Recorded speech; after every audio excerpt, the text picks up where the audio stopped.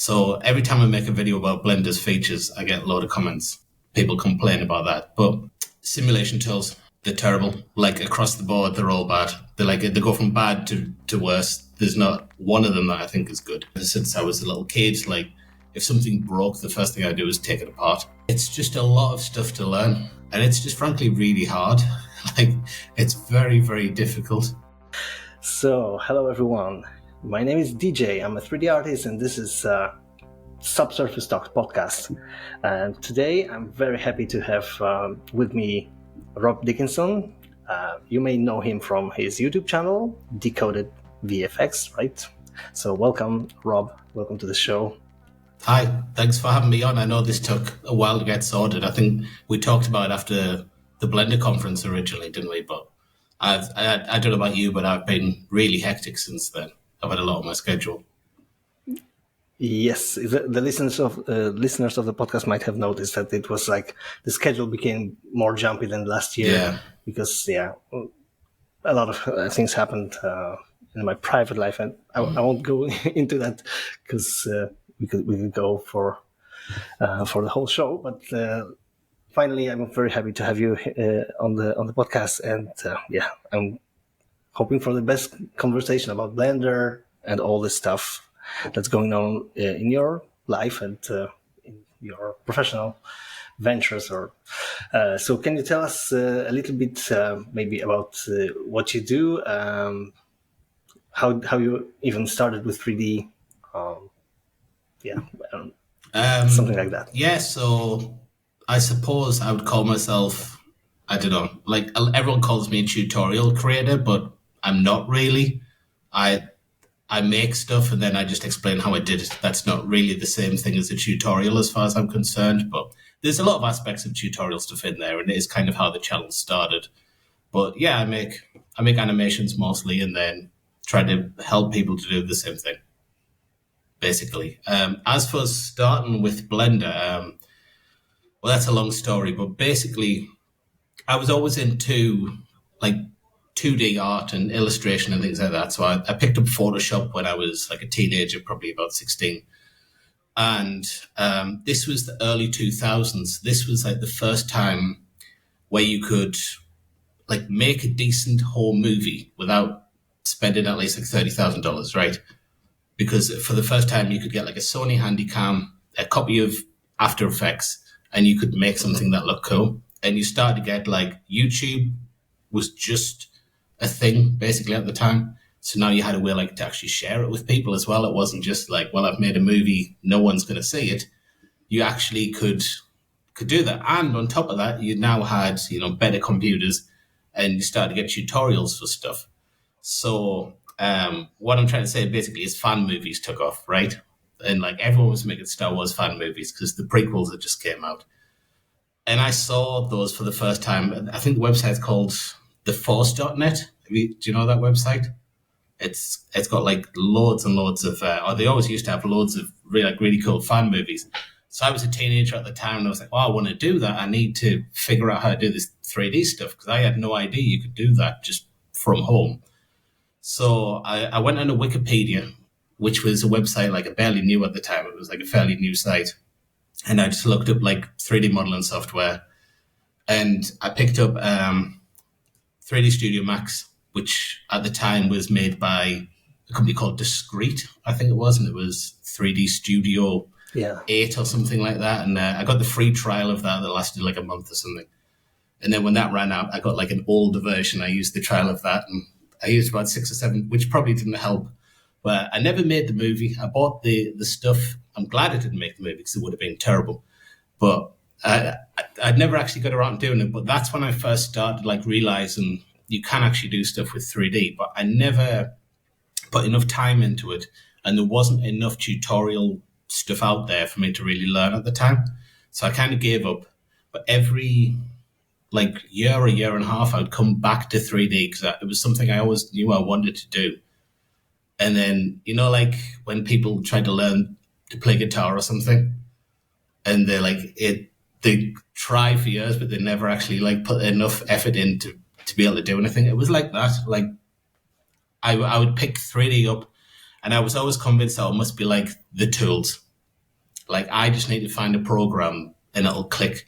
So I tried everything. I tried like Softimage, I tried Modo, I tried Lightwave, I tried ZBrush, Sculptress, 3D Coat, Mudbox, every program.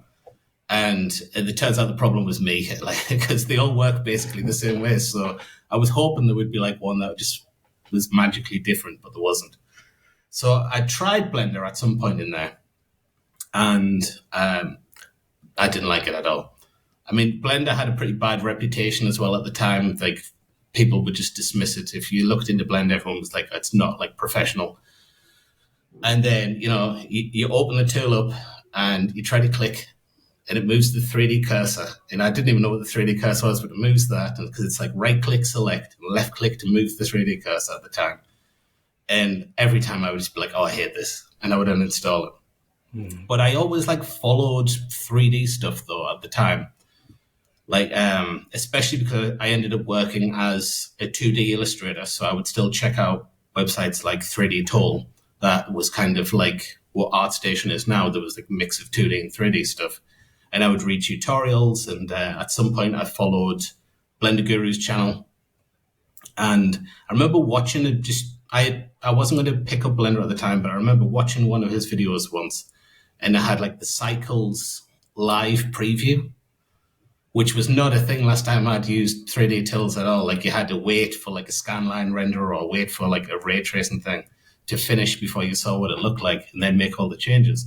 So that blew my mind. I was like, whoa, like Blender can do this? Like, isn't Blender that terrible tool? So that's what made me think maybe Blender's like a viable tool now. And then finally, to answer your question, I was going to try and make a video one time. And I was modeling everything in, SketchUp, the Google tool for making models.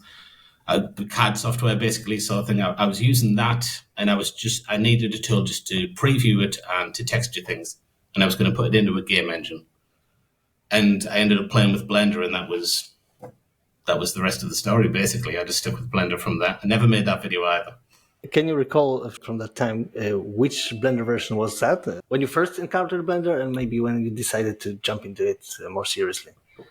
I'm not sure what version I would have used like previously, but the one that I actually stuck with was 2.79, which is the worst version to learn Blender on, because then everything changed with the next version. Like, so I had to learn everything again with 2.8. But I already knew there was going to be a lot of changes coming to Blender within a few months of learning. I thought, well, I'll figure it out. Worst case scenario, I could have just stuck with 2.79. Which I kind of did for a while. Like, I just slowly transitioned over. I would use 2.8 for more and more things until I got used to all the shortcut changes and things. I remember that this was like a version that some people stuck for quite a long time because of the change in 2.8, which was great, but also like some tools like external add-ons and stuff, they were working in 2.79 and then they broke because so many changes were introduced, and it took some time before things settle down in the new version and the new UI, but you never look back once you go forward with Blender, I guess. Yeah, I mean, that's the price you pay with Blender changing so much and getting so many new updates and so many changes. You get this all the time where there's almost every version there's something that you don't like. At least for me, there is. Almost every time I update Blender, there's something that's changed where I'm like, not sure about that personally. Either because I don't think it's much of a benefit, or just because it's like a whole new thing I have to learn, or just because it's like it's changing muscle memory and things. So like a lot of people, every time I make a video about Blender, people are complaining about the modifier list changing. Right. And like now I mostly use the search. I just click modifiers and then I start typing in what I want, which is great if you know exactly which modifier you want. But if you want to browse through the lists to kind of jog your memory, it's terrible for that now because you have the drop-down things. So every time I make a video about Blender's features, I get a load of comments.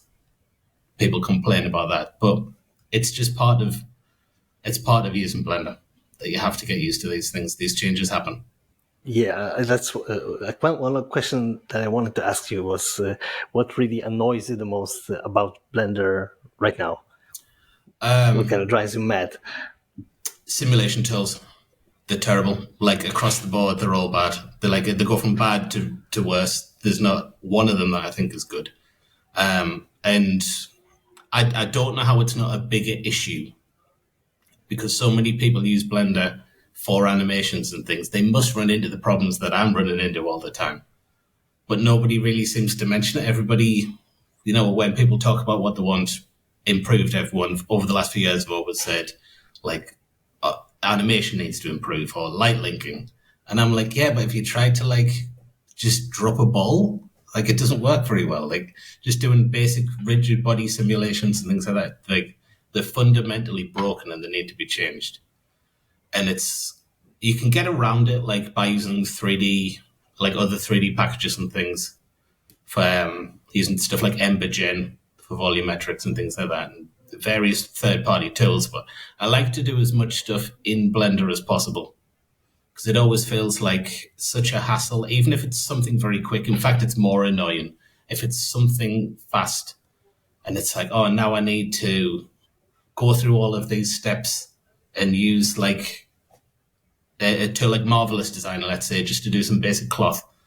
And it's like, okay, so now I have to export the whole scene and move that over to a different tool and spend the first 10 minutes like getting used to the shortcuts and things again, because it's like different navigating stuff. Then export that back over as like an Alembic or something. And it's like, I really should just be able to do this in Blender. It has a cloth solver. It's just bad. Yeah, I guess that's the curse of the Swiss knife approach that Blender has, which is like one of the greatest benefits, having Blender like doing everything in one app, which is really not the case for standard 3D pipeline. Like if you mention like a production of a movie, it's usually based on some software, like you do some stuff in Maya or 3ds Max or any kind of other software, but third-party things are almost always used somehow. Yeah. Like for simulations, Houdini is used a lot, right? So stuff of that kind. And it's really hard to develop this kind of an app so well in all of these areas. They always have to choose like which is the focus area of the development because of the limited resources, right? Oh yeah, absolutely. Like it's understandable. It's not really a complaint. I understand why this situation is the way it is. At the end of the day, like physics programming is just about the hardest thing you can do if you're writing a 3D tool, as far as I've been told.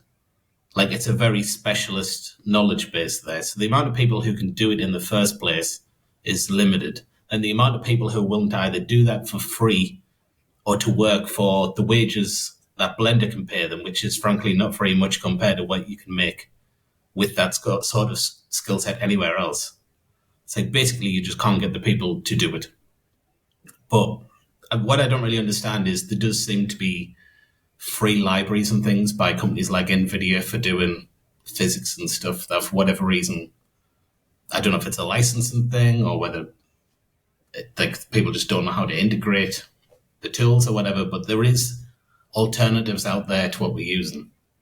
And even like the rigid body physics doesn't work half as well as it does in Cinema 4D, but it uses the same engine. So it's something about the implementation that's just bad there, because I watch videos of people doing things that I'm trying to do in Cinema 4D and it works great. And there's also simulation tools are just very limited in what they can do. Not only do they not work very well at what they are trying to do, there's stuff what you really just can't do without like some sort of workaround. Like I was working on a video this week and I needed like a pendulum basically hanging from a string that could be hit, and then the object would put a force back onto the string and would move around as it should. And then I realized that actually, as far as I know, there's no way to do that in Blender. Maybe with simulation nodes, but you can't do that with a rigid body. You can have something hanging from a rope, but you can't have that as a collision object that'll affect the rope. And you can't do it with a cloth simulation. You can't do it with soft bodies, as far as I know. So the way I got around eventually is I just like hand animate the thing basically and used constraints in a cloth simulation for the rope. But like stuff like that is the sort of thing I would love to see get fixed. because it would make my life so much easier. Yeah, so I guess the hopes and dreams list is just like getting longer and longer for Blender.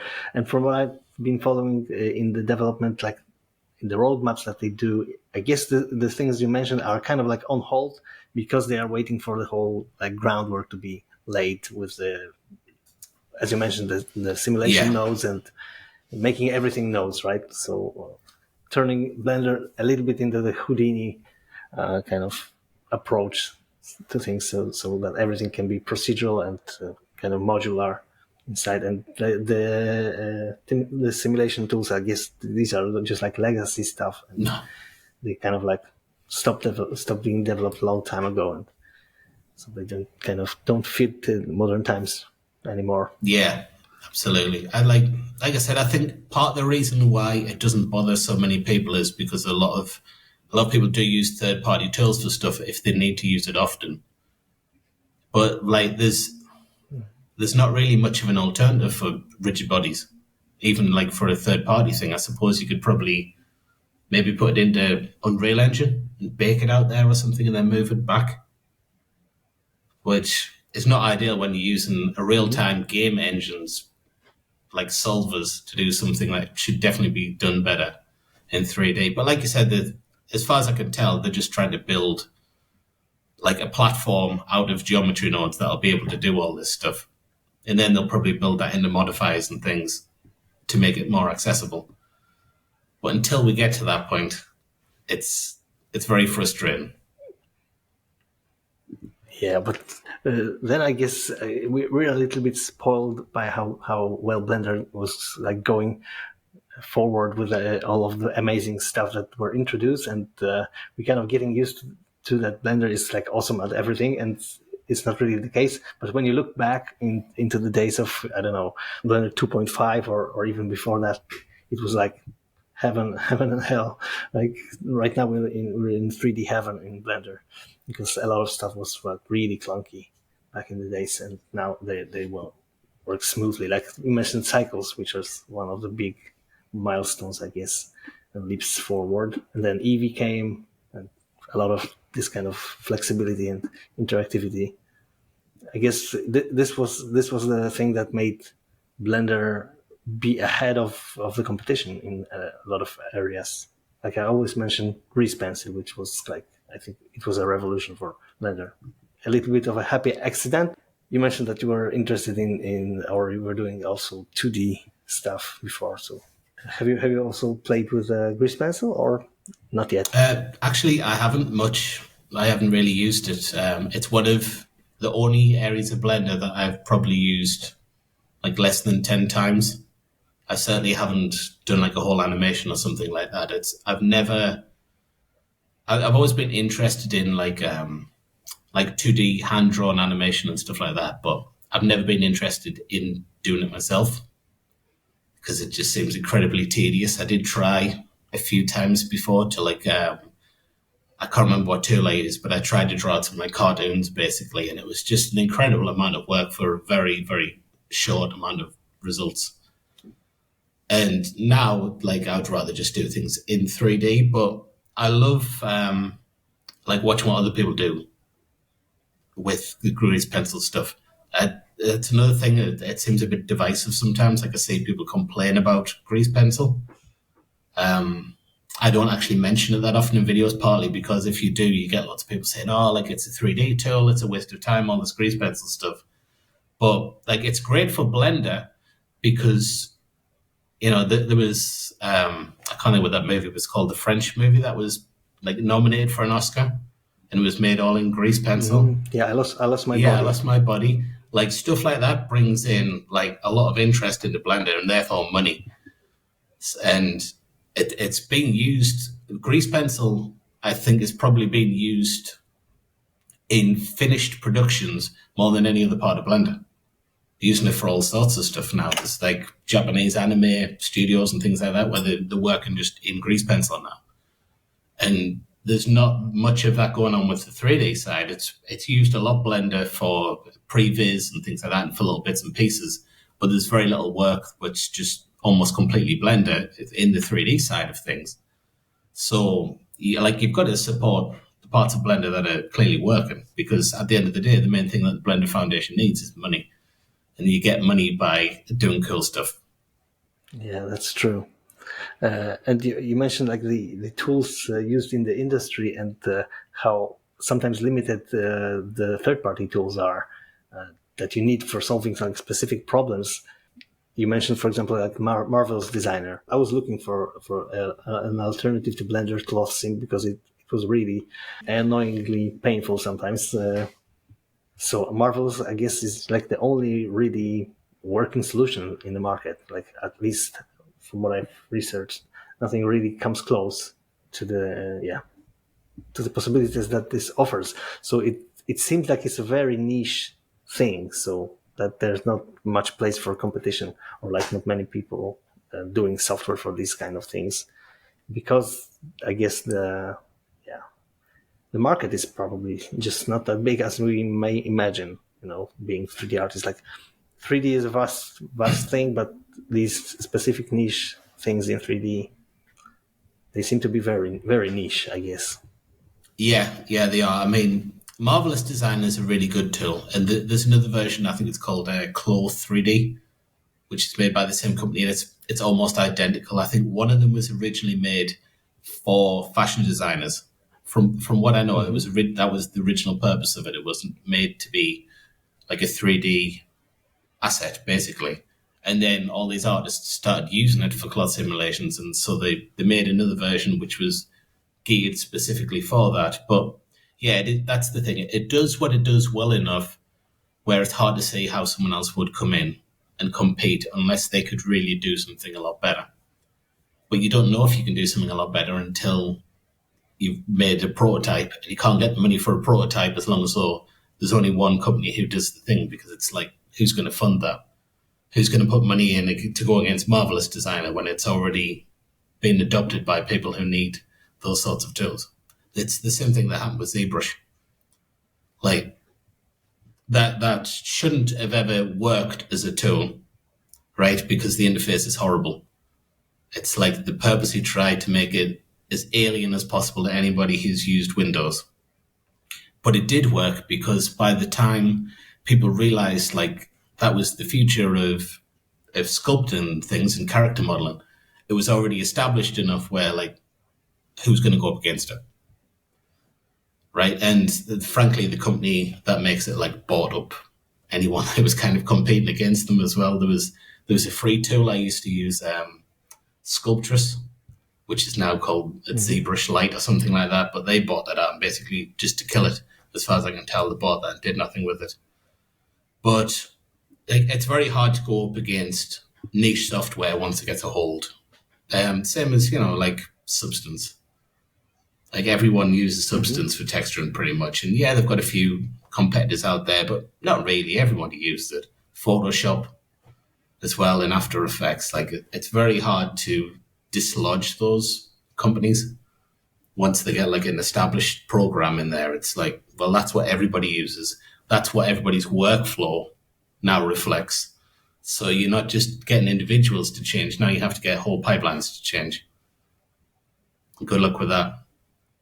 Yeah, that's true. But there are adventurous competitors that at least make a dent. I guess in the 3D sculpting space, like Blender also entered the kind of the competition. Like, it's nowhere near ZBrush in some areas, like handling very dense meshes and stuff like that. But some tools are.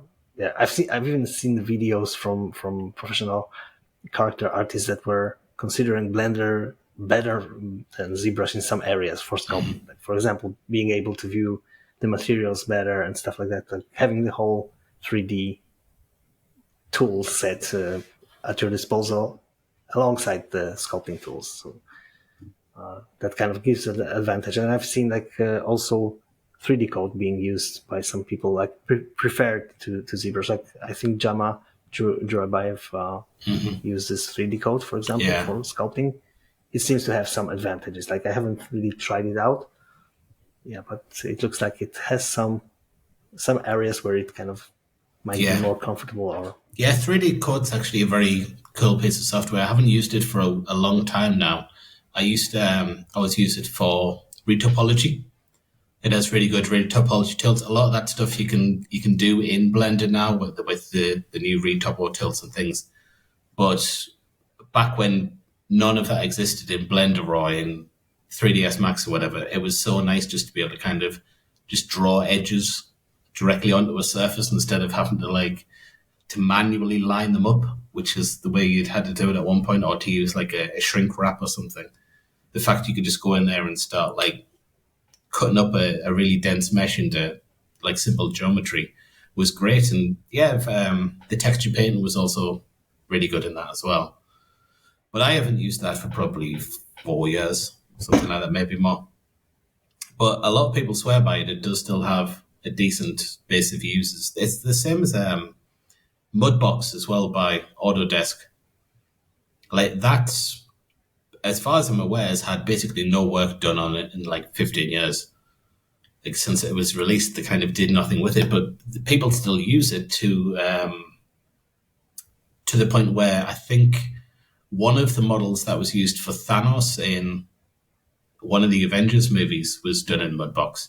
Like obviously different studios have multiple versions of the same character, but I'm sure I saw a video before where it was being sculpted in Mudbox, which I imagine is probably just a character artist who refuses to use ZBrush's interface and like, no, this is what I know. I know it's got all the tools I need. It's just like stubbornly sticking with it. Yeah, it's like the approach that if it ain't broken, don't fix it. Right? Yeah. So if it works, it works. So talking about Blender and all the 3D stuff around it and the competition, I would like to ask you like a question.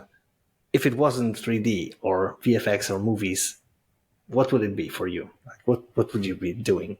I don't know. Probably illustrating still, which I know is kind of a cop-out answer because it's still basically art, but I feel like that's very different to what I do now compared to when I used to sit and do illustrations. But illustration, I mean, probably now more so than ever because of all the generative AI stuff. Like it's a hard industry to get into. Like I wasn't really making money doing that. I had to do other things on the side as well. But it's like the sort of work that most illustrators start with is exactly the sort of stuff that's been snatched up by AI.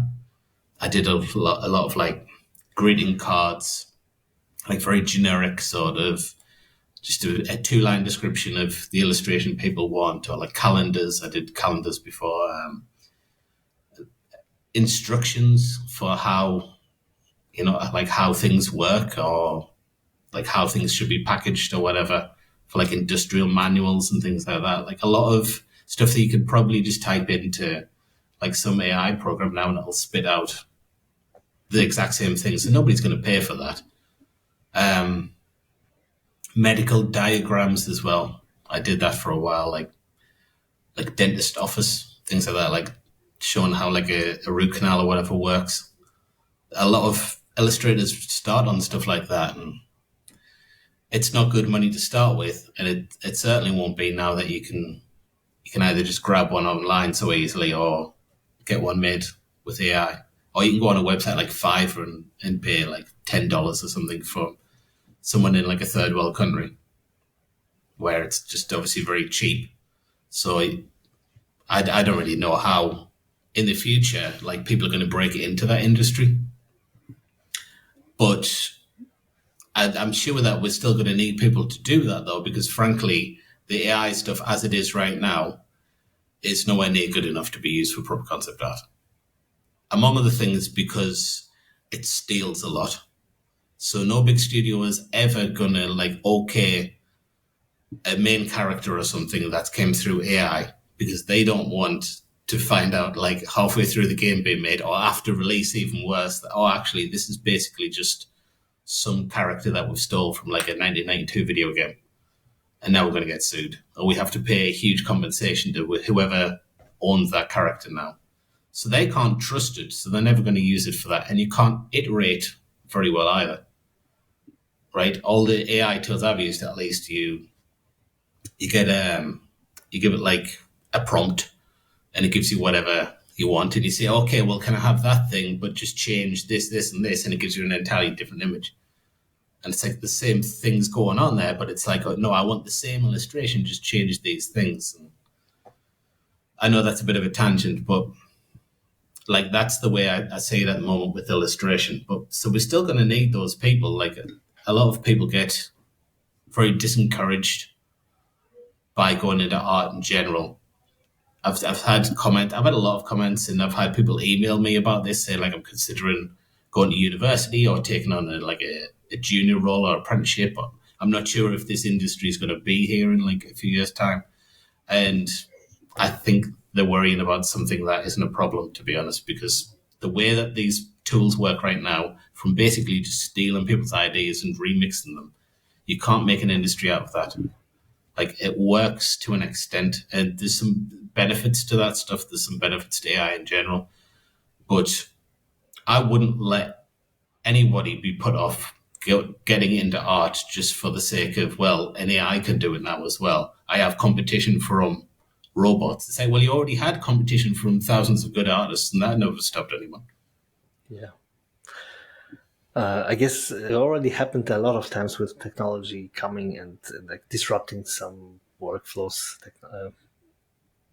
Even some occupations like disappeared because of technology, but some new stuff appeared. Like some people like they kind of prophesied the doomsday thing that everything will be done by robots and we won't even have anything to do. But then again, like, you know, what do we even need those robots for? Like, I mean, then we'll figure something out. Yeah. I guess for us to do, it's like if the robots are not solving our problems, then why they are even here? Like, yeah, I mean, this has always happened with technology, where people worry that it's going to take the jobs or whatever, and sometimes it does, but it's not. That's not necessarily a bad thing either. Like, we had riots in England because they were using like threshing machines in fields in the 1800s, right? And all these workers were obviously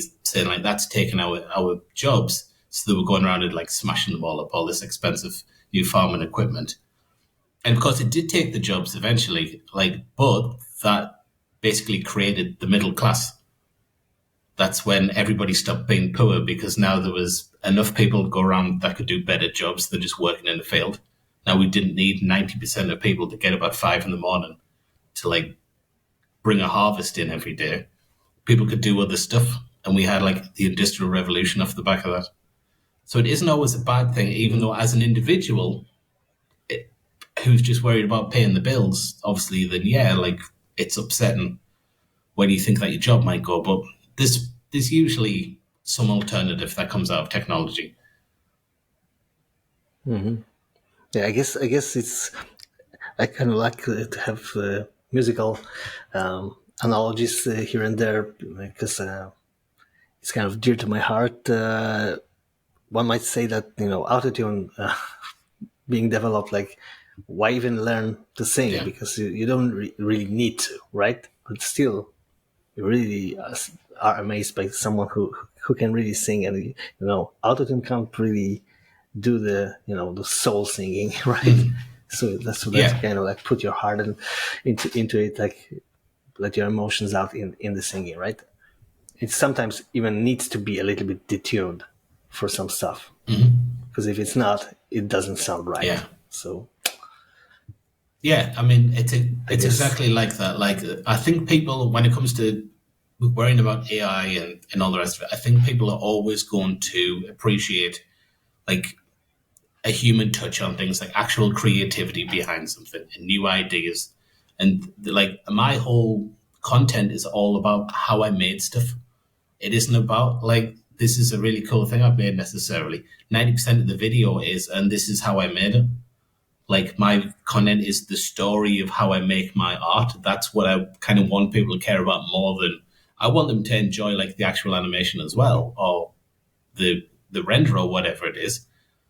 But like, it's all about how I made it, and you don't get that with AI. You just get, well, here's like Sora or whatever, just gives you a video, and like, okay, well, here's a video. And you look at that and go, yeah, okay, great. Like, nice video. You don't care about, like, it's the same as when you watch a movie, people spend so much time talking about, like, what things were influenced by, right? Like, or the script was influenced by real life or whatever, or the actor had this experience, and people talk about the decisions that, like directors like Tarantino and like little things they put in all the movies. People talk about like the human elements of the art. That's the interesting part of people. If you're just watching something and then it's over, it's like it's completely disposable. And like I'm at the point now where if I watch like a YouTube short and it's obviously just AI generated script with AI generated voice, I just instantly like skip it. Even if it's something a topic that I'm interested in, it's just like I never enjoy them. I never think like it's good. The wording on them's always clumsy. It doesn't get the proper information across. A lot of them, you watch them and it's like, I literally learned nothing there. Like, there was no point to this video at all. Yeah, so I wanted to ask like one more tangent, like talking about these tangents, so to speak, and you talk about this human, passion thing in art, and I've noticed that people might know you from the channel Decoded, but you also have a second YouTube channel. I've seen a video recently that you released about the Zippo lighter, which I thought was really cool. So can you tell us a little bit about this second channel? What's it for? Like, why do you even run the second channel? It's much smaller, right, in terms of subscribers and I guess views than your main channel. So what's the motivation and what's your kind of view on that one? Yeah, well, the channel's called Extra Pixels. When I first made it, it's called Extra Pixels because it was literally just the place to put all of my extra stuff that I didn't want to put on the main channel. Like just mostly trying to figure out how to get Blender's physics engine to work. So it was all experiments with like bouncing balls and liquid simulations and things, like little satisfying videos. And that sat for about a year, and I only put up a handful of videos, but some of them did really well. One video got like a few million views. A couple of them got like hundreds of thousands of views. So I probably should have just continued on with that content, but that would mean I would constantly have to use Blender's physics tools. So I just gave up. Even though the channel was doing really well, I didn't want to do that. So I had an idea a while ago to start doing like explanation videos, mostly about technology, but not just, like say like about how like a Zippo lighter works, or the first one was an electric guitar, and just going through how all the different parts work, because I'm really into engineering. I'm very passionate about engineering, about how stuff works ever since I was a little kid. Like if something broke, the first thing I do is take it apart. Like that would be my thing. Like if a clock or something broke, straight away I'd be like, okay, get a screwdriver. I want to see exactly what goes into this so I know how it works. So I haven't got as many videos up on that channel as I would like. I'm really terrible at finishing projects, but I have like 6 or 7 videos that are like ready to go up soon.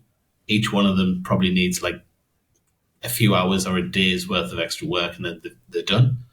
So hopefully in the next 2 or 3 months, I'll have at least like 4 videos up on that channel. So that's something that I'm pretty interested in. I've also just started a third channel, which is called Bounce Beats, which is, you've probably seen those little animations where it's just like bouncing balls tanged to music. So it looks like the chimes are sort of playing the things. They're really big on TikTok and on YouTube Shorts.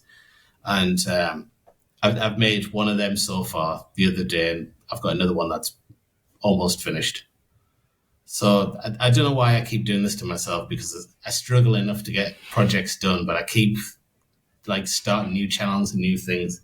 And I have another idea for a 4th channel, but I'm putting that on hold until the other ones are at least up and running and have regular uploads. Yeah, I can feel your pain. Yeah, I guess that's kind of like heartwarming for me, talking to a lot of people in the industry that have common issue of like starting too many projects and not finishing so much of them.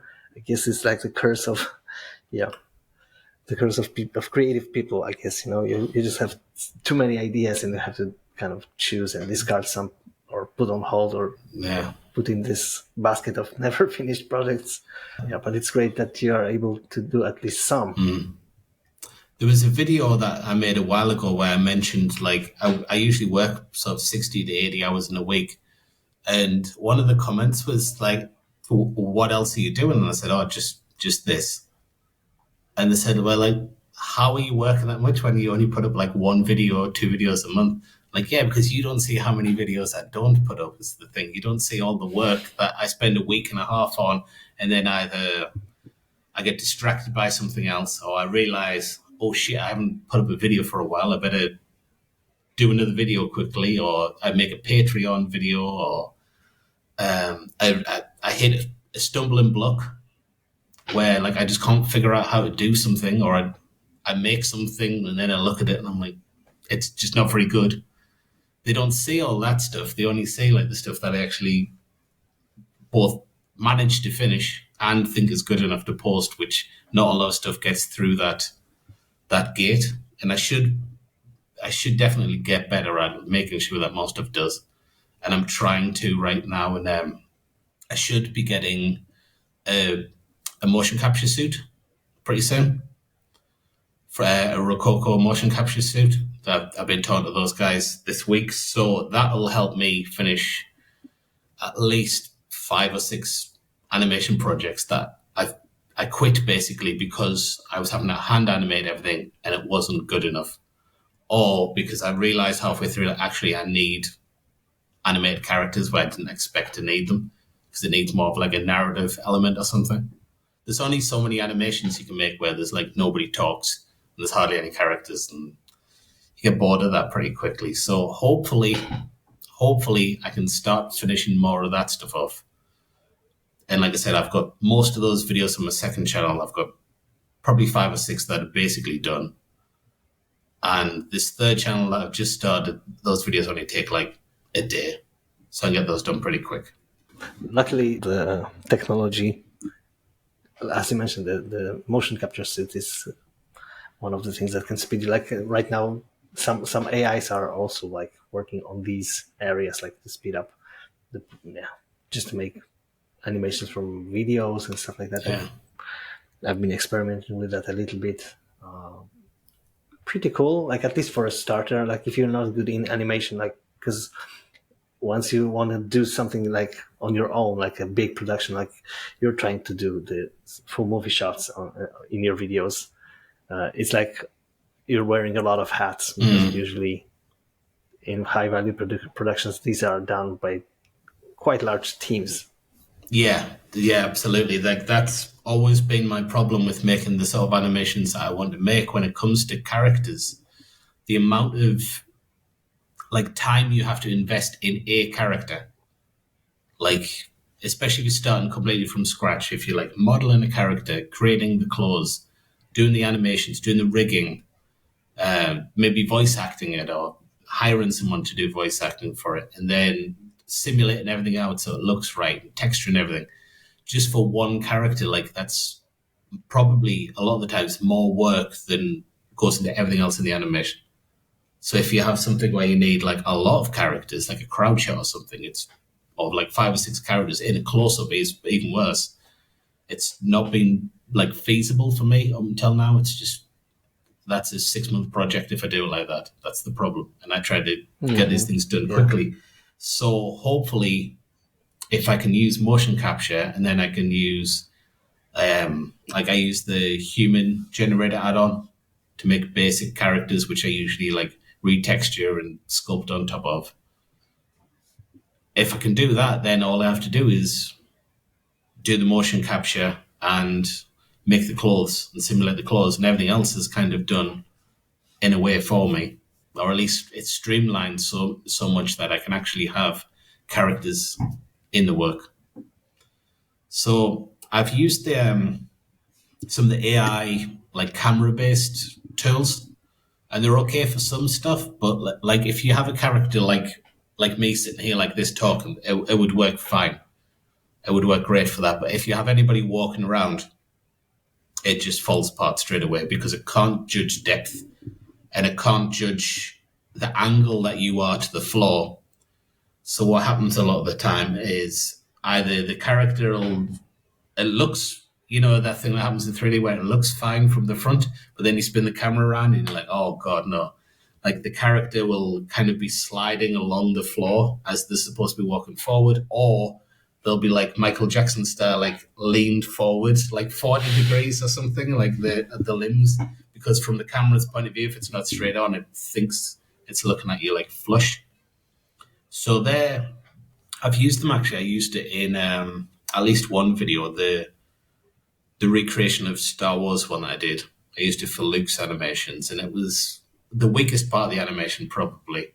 I managed to get away with it mostly because the camera moves and the stuff, but it didn't work too great. So I'm hoping that having the actual mocap suit will be a big game changer. Because character animation in general, it's not just the time it takes to make a character, even if you know how to animate. Like learning animation is a completely different tool set to anything else that I do. Like I feel like it's so separate. Like sculpting is kind of the same thing. It's like very different to any other part of 3D. But like when it comes to character or animation in general, just any animation, like it's so different to anything that I normally do in my job that it's like a completely different way of thinking. And it's just frankly really hard. Like it's very, very difficult. I watch animators work and I don't know how they have the patience to do it. Like if you ever watch like a professional animator make a shot in real time, and they'll have 40 or 50 frames, and it's a 4-hour live stream for one gesture or something like that, like character saying one line and going like this over and over again, like talking to the person next to them. And it's like, I don't have the patience to spend 4 hours on like 3 seconds or something or 2 seconds of footage. Like that's insane to me. But hats off to the people who do it, because I couldn't do that job. Yeah, exactly. If you don't do it, you don't even. Sometimes you don't even see the differences that they spot. They're able to, once they point out to the things like that's something that I don't know. Maybe it doesn't have the right weight to it, or like the arc of the movement is not right, or something just feels off. It's like hours and hours of observation and analysis of how things work. And also like in animation, some things are also like pushed far like beyond realism, just to emphasize some things, to be like even like more. It's kind of like a little bit like acting in theater, for example. It's not always like to be realistic or real, but even like hyper real, just to get the message through better. Yeah, there's so much that goes into it is the thing. I mean, 1 second, I'll show you what I mean. I have a book on, it's like one of the best books on animation. It's about traditional animation, but it all applies to 3D as well. And this is like the basics. Essentially, it's called the Animator Survival Kit. And like, it's a huge book. And this is pretty much just like, it's just pages and pages of rules about like how arms should move and how a ball should fall down a flight of stairs or something like that. And like the way that, like how much it would drop off per stair is not the same as the distance of the stairs, if you know what I mean. Like if you drew a line across the top of each bounce, it wouldn't drop as much as the staircase is going down, because every time it falls, it's picking up a little bit of energy by the fact that it's fallen. So it doesn't drop as fast on the top as it does on the bottom. Like it's just a lot of stuff to learn. And for someone like who is as busy as me, I don't have that time. I don't have the time to figure this stuff out. So if I can use something like motion capture or like those AI tools, whatever, to do anything for me in that regard, I'm more than happy to give that up. I used to be, especially when I first started in 3D, I was very precious about like doing everything myself. Like these days, I use so many assets from like like Sketchfab and stuff like that. But I didn't. The first 3 or 4 years, I was doing anything in Blender. I wouldn't use anybody else's work at all. And I soon got a reality check when I started doing like actual animations. Like, I really have to use other people's work. I can't spend 3 hours modeling like a clock, like a nice grandfather clock or something in the corner of the room, or like if it's a television that's just randomly in the set, I can't spend it like even an hour making a TV. It's not important to the shop, but if I need it there because it's like a living room or something, then I have to have a TV. So I've completely changed my tune on that, because I used to like always say like I want to do as much as possible, and now it's like anything that I think is not going to affect the final render, I'll happily use off the tool parts, off the shelf parts, or tools that can generate these things for me, or map data from Google. Instead of sculpting out a landscape, I'll just use the actual height data from a real place, or whatever it is, anything that can like save me time, because I'm just so busy. Like, I need to streamline as much as I possibly can. I need to cheat as much as I can in order to get these things done. And realistically, it doesn't make any difference to the final result. Like, I might have put it wrong once or twice, I'm sure I probably have, but for the most part, I don't feel like my work ever suffers from it. There might have been a few times where I watch an animation, I think, I wish I'd made a custom model for something instead of like the best alternative I could find, because that happens occasionally, where you go onto like Sketchfab and you're looking for a specific style of couch, and you're like, well, this is close and I can change the color on it a little bit maybe and try and get it there. But most of the time it makes no difference, because there's such a vast library of stuff there already, like generated. The same with like the human generated add-on. Like, the characters are probably not quite like I would make them all the time, but they're good enough most of the time where it's not really going to make a difference. Like, it gets me 80% of the way there, and I can customize the characters and sculpt on top and redo the hair if I have to, and it's still faster than making a whole character from scratch. Unless you want to have like full creative control, like in the recently released movie by the Watermelon Girl animation. I don't know if you've seen it, by Southern Shoddy. Southern Shoddy, yeah. So it's like full artistic control, made from scratch. Everything like is modeled, textured by him, and it's like a full team design thing all the way through. But it took him 5 years to complete this short animation. He spent years on that though for this one thing. Like, and I know exactly what it's like for that second channel thing. I've been working on, even though most of them are like technology explanations, I had this idea to do one about the apartments from the show Friends, like how the actual apartments work, the sets and things like that, and how it was all put together, sort of thing, and like just different bits of trivia about that. And I've only been working on it kind of in my spare time, but I realized the other day, like, I started on this project last January, I think it was. So I've been working on this for well over a year. And I haven't even built all of this from scratch as well. I've used a hell of a lot of random, like, ornaments and things from Sketchfab or wherever. And I've just kind of altered them as much as I can to match the reference photos. But just the amount of work that I've had to put into that, it's like, that's been a year of probably, I don't know, once a week, like 1 day a week or something I've been working on. That's at least 40 or 50 days worth of work. Just went into this video and it's like, it's not even really all custom. I've used a lot of off-the-shelf parts. I've used a lot of like other people's work, and most of the stuff I've had to at least retexture or make some sort of change to. But I don't think a lot of people realize the amount of work. I mean, I don't know if you ever encounter this sort of thing, but I think it's very common for people in 3D to come in with like a project in mind, right? They first start learning 3D because they want to make a certain thing, and they almost never end up making that thing, because you realize once you start jumping into it, people do the donut tutorial, and then they might watch a few Grant Abbott videos or something, or eventually they might stumble onto my videos, and you start learning all these things. And by the time you're at the point where you might be able to tackle the project that you wanted it for, you've usually either got so many more ideas about what you actually want to do now, or it's like it's too late because you needed it for a specific time. I said, well, it's no good. But it's just that only happens because everybody really underestimates how much work goes into this stuff. I mean, there's no reason why it wouldn't, because part of the problem I think the industry has, it's worse now. We don't have DVDs and Blu-rays as well. Is we don't get a good look a lot of the time at what goes into this stuff. Right? Like at least with DVDs, you would have like a behind the scenes making of, and that was usually a very like broad overview. They weren't really talking about the technicalities, and they show you those comp shots where it's like the different passes coming together.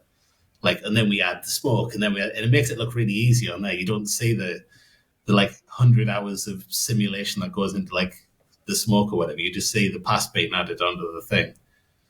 But like these days, most people have no exposure to that at all. There's, I suppose, YouTube's probably the best place where like non 3D people are seeing that stuff. Like Corridor Digital, when they do like a VFX artist react and stuff like that, and Captain Disillusion. Like when people are kind of talking about how 3D works to like a general audience, like I think it's a really good service for the industry because it probably interests a lot of people who want to get into this, and it lets other people who might not be interested in working in this industry know just how much work goes into it. Because there's definitely that attitude still of like, oh, it's done on a computer, therefore, like the computers are for you, which hasn't been helped at all by this AI stuff where the computer literally does it for you. Now, that's what people think we do, right? They think that's where this kind of snobby attitude of like, oh, practical effects are always better and CGI is bad.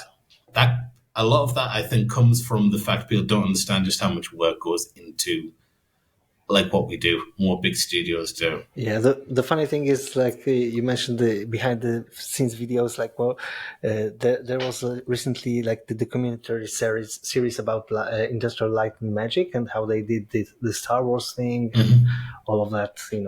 Inventions of the kit bashing of spaceships and all the effects with Star the first trilogy of Star Wars, and that was kind of like the early days of sci-fi VFX, and they were all practical, like shot with camera and stuff, and some magic like smoke and mirrors, and it's like very much similar to what 3D artists do just in virtual space right now. Like kit bashing, even kit bashing is like the same term that was used then because they were using this plastic models, and they were kind of like mixing different sets of these and bashing them into some kind of a spaceship. And right now we just use some parts from here, from there, and you just like put it into some mutation of it. Yeah, absolutely. It's the same skill set. This is what I try to like convey to people who have that attitude about practical effects versus CG sort of thing. Like it is, I've had this conversation multiple times actually. Like it is exactly the same skill set, and if you need like proof of that, all you have to look at is the fact that almost all of the pioneers in this industry started out practical. All of the guys who like invented the workflows that we use, they started out, almost all of them, doing this with like stop motion things. Like the first animators, if you look at any movie that has animations in them, like Jurassic Park, all of the animations for that were done by people who used to do stop motion, to the point where they had an actual skeletal rig that they physically moved, and then that was like transposed into like bones, like virtual bones on the thing. And then those people then moved on from that to just doing it straight on a computer without having to have the rig. So like it's the same skill set because it's used by the same people. And you can go through basically anybody who was like in the 90s, essentially, anybody who was like a big name in VFX in the 90s, probably 70 or 80% of them have like a background in physical effects of some sort. They were animators or illustrators or something like that who moved into like just the new way of doing things. And I think like people try to pit VFX artists for some reason against practical stuff all the time, like one's better than the other sort of thing. But every single like CGI artist who I know loves practical effects as well. Like this is something I don't think we talk about enough as an industry. It's like we're not like scheming to get rid of practical effects when they're like, oh, everything is CGI these days. They should use real sets and stuff. Like, I think all the CGI artists, especially the people working on the project, would love more of it to be real. Because at the moment, a lot of the time, they're just given like a guy on a green screen. And it's like, okay, well, make this a spaceship or something, or fix this. And their job would be so much easier if they just had a few bits of a set there instead of just maybe like a chair and a table that they're on and everything else is green. If they actually had at least like a wall or something to start building on. And that's kind of happening with the screen spaces, like the volume. Where kind of 3D. Yeah, with the volume stuff, exactly. Like it's mixed. A lot of that stuff, from what I've been told, people who work on that, like a lot of the time it ends up getting completely replaced. It's not actually used for anything else apart from reflections and lighting, and to give the camera operators a better idea of what it's going to look like in the final thing for a start. They give the actors something to actually act off. But very often they'll replace that stuff anyway. I don't know how a lot of the time the replacement will work. I don't know if they're rotering the people out or whether they can like take some sort of luma mat or something to extract them from the background. But a hell of a lot of that stuff does get replaced just the way it normally would be anyway. But just having that there is really important. It's the same as like the Black Panther movie. Like they had a real suit for that, but they completely replaced it with CGI. And it's like it's still great for lighting reference and to make the character's movements be a bit restricted because he's got this like tight suit on. And it leads into all that, and it's still worth doing. But it's like at the end of the day, it will probably look better if you just slap like a CGI suit over the top. And nobody knew, so nobody complained about it. If they knew that was the CGI suit, everyone would have said it looked bad. But because they didn't know, nobody complained. The same as in I think it was the Avengers movie, where they shot parts of that movie and they didn't even know what the suits were going to look like yet. They hadn't designed them. So they put CGI suits on the characters and nobody complained, funnily enough. Nobody said that was terrible CGI because nobody knew. It's funny how that works, isn't it? Like, I guess grounding in reality is... you mentioned the motion capture suits. I can remember, I'm a big fan of the Lord of the Rings trilogy. Yeah. Like both the books first. Like I'm the lucky guy who read the books first and then saw the movie. But the movie was really great, and I was especially satisfied with one of my favorite characters. I think one of the very important characters in the movie and in the book, Smeagol, Gollum. Mm-hmm.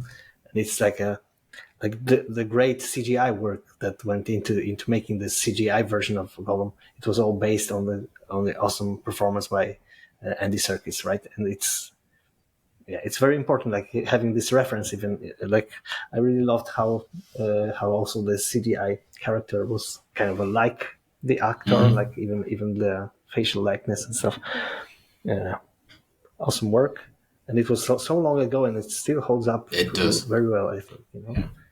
Well, I guess because of that grounding mm-hmm. in reality. Well, that movie series helped people to accept motion capture a lot as well. Like motion capture in the late 90s was like a bit of a joke because it looks kind of ridiculous, especially when you see the early, like the big tracking balls where it looked like ping pongs and stuff. And I remember I read an interview with Andy Serkis before where he was saying like people were just openly mocking it. And when he told people he was doing motion capture for Lord of the Rings, he said like other actors were saying like, you wouldn't catch me dead doing motion capture. Like it's a joke. It's not even you on the screen. Like why are you taking these roles on sort of thing? But I think like people's perceptions of of motion capture and CG characters in general were really changed by Lord of the Rings. Like, if I'm so glad that happened when it did, because like up until then, all we'd had recently in terms of CGI characters was Jar Jar Binks, which didn't do a great job of like convincing people that CGI characters could work. Even though it didn't look terrible or anything, it was like that's not the best ambassador for like the state of the industry. Like, this is the best we can do, is Jar Jar Binks. So the fact that like Lord of the Rings came along with Gollum, like what, 2 years later, I think Fellowship was 2001 and Phantom Menace was 1999, so it'd be like 2 years later. So the fact that they had like such a good character there at a time when people were very skeptical about it, I think probably helped a lot. Because a lot of studios, in the same way that studios are now trying to hide the fact they use CGI at all, a lot of studios, from what I understand, were like very reluctant to use motion capture, and they were insisting on using just like actual animators for anything that might be like a digidouble or anything like that. And I just had a memory of one video from the 90s for a dance song, something like Blue Dabba Dee Dabba Die, with the space people, and this kind of animation of CGI characters that were there. It's like, and if you compare this to the CGI characters that we mentioned for big productions, and I think the time gap wasn't very big, but I guess the budget for the video, it's a lot, not comparable. A lot of big budget. This is like, but I mean, like the amount of this is how bad CGI can be. Yeah, exactly. But it was funny, It was funny. Like the amount of CGI characters that Lord of the Rings had was insane, really.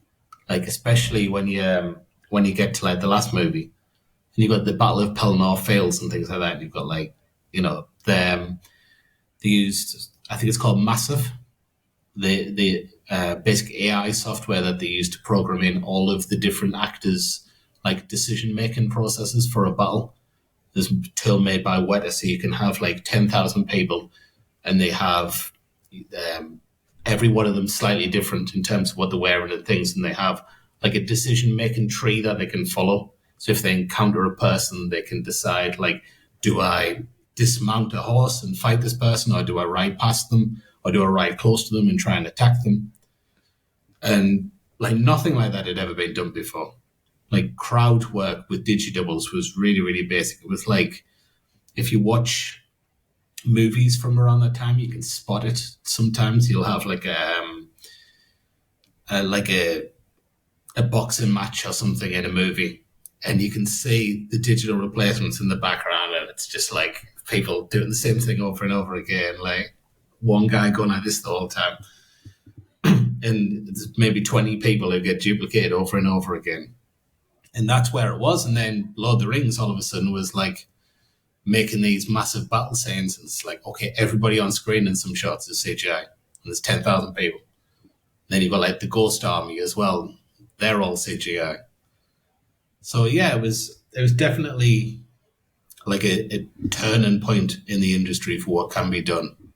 Yeah, I guess we're already an hour into the conversation, and we mentioned working on a lot of projects. I guess we're not even half through my questions list, so we could probably go for another hour or more.